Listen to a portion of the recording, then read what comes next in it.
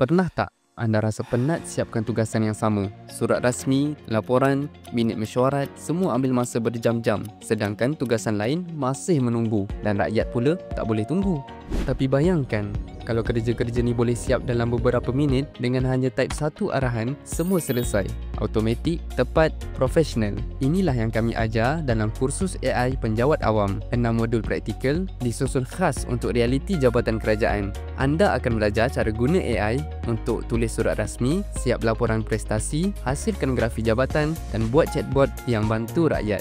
Tapi yang paling penting, kursus ni bukan sekadar apa yang kami nak ajar. Kami bina modul ikut keperluan sebenar jabatan anda. Kalau anda hadap masalah laporan lambat siap, surat tak ikut format atau proposal yang asyik kena reject, kami boleh susun latihan ikut cabaran sebenar jabatan anda. Nak bantu staf pelaksana, kami ada modul asas. Nak latih pegawai unit, kami ada modul strategi. Nak bantu pengurusan tinggi, kami bantu sediakan nota taklimat, teks ucapan, malah ringkasan dasar pun boleh AI bantu siapkan. Ia bukan teori, ia latihan yang terus boleh diguna selepas habis kursus, dan yang paling best, ia boleh dibuat di pejabat anda sendiri atau di lokasi yang tenang macam resort, santai tapi padat dengan ilmu. Lebih 1000 staf dah hadir, PTD, PTM, HR, pelaksana, ketua unit, semua ada sebab semua sedar AI bukan lagi pilihan tapi keperluan untuk masa depan.